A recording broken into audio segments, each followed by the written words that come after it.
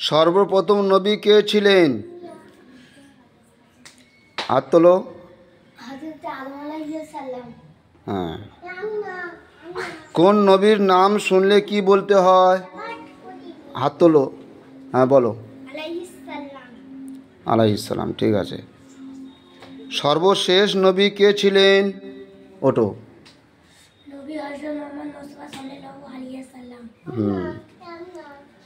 আমাদের নবীর পরে কি কোনো নবী আসবেন? বলো। বসো। আচ্ছা, যে সমস্ত লোকের কাছে নবী পাঠানো হয় তাদেরকে কি বলা হয়? বলো। সেই নবীর উম্মত।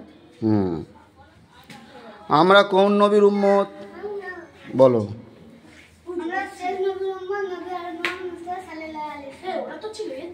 আচ্ছা, চুপ করো।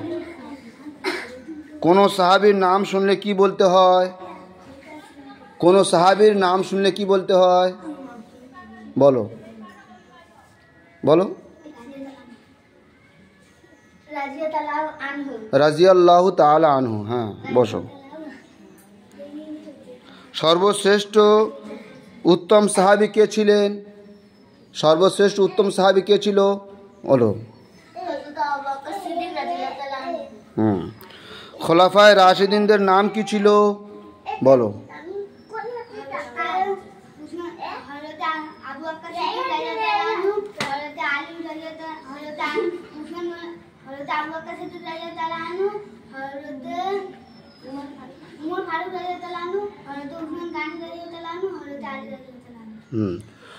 আদম নবী আলাইহিস সালাতু ওয়াস সালাম এবং মা হাওয়া আলাইহিস সালাতু ওয়াস সালামকে জান্নাতে রাখা হয়েছিল।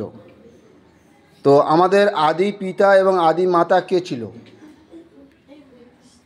আদি মাতা হাওয়া আলাইহিস সালাম, আদি পিতা আদম নবী।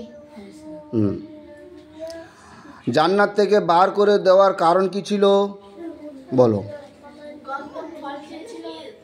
হ্যাঁ, বসো। গন্ধম ফল কিভাবে খেয়েছিল? কে খাইয়েছিল?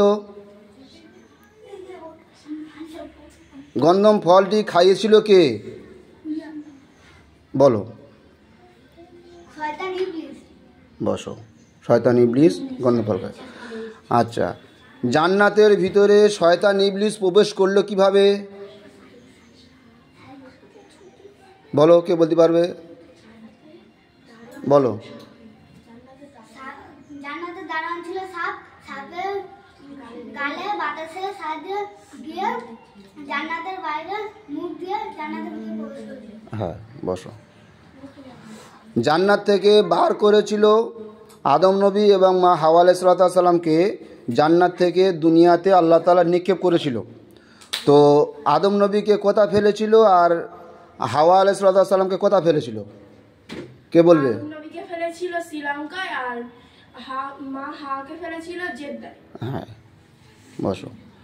আচ্ছা, তো এবারে আদম নবী এবং মা হাওয়া আলাইহিস সালামকে দুনিয়াতে নিক্ষেপ করে দেওয়ার পরে দুজনার দু জায়গা ফেলেছিল, শ্রীলঙ্কা একজনার আর জেদ্দা একজনার। তো কত বছর পরে আবার দুজনার একসঙ্গে মিলিত হয়েছিল? আমি যাকে বলা, সবাই হাত তুলছে, আমি যাকে বলবো সে বলবে। কত বছর পরে?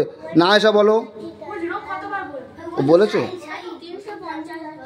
350 বছর। ঠিক আছে, 350 বছর পরে মিলিত হয়েছিল। ঠিক আছে। আচ্ছা, এখন তোমাদের যে প্রশ্নগুলো হয়েছে এই প্রশ্নগুলোর উত্তর তোমাদের সঠিক হয়েছে, কিছু কিছু একটু গুলিয়েছে, ওগুলো আবার সঠিক করবে। ঠিক আছে? হ্যাঁ, তাহলে আমাদের সমস্ত প্রশ্নগুলো এই দুনিয়াতে কেতাবে কিছুটা আছে, আর সব তো দুনিয়াতে কেতাবে নেই, ওগুলো আমাদের নিজেদের প্রশ্নগুলো বার করতে হবে। প্রশ্নগুলো বার করতে তোমাদের বলে দিচ্ছি, যেভাবে ওইভাবে করবে। আচ্ছা, এইবারে আরেকটা প্রশ্ন, শেষ প্রশ্ন। সাপের দিকে ইশারা করে দিয়েছিল কে? আচ্ছা, হাত নামাও।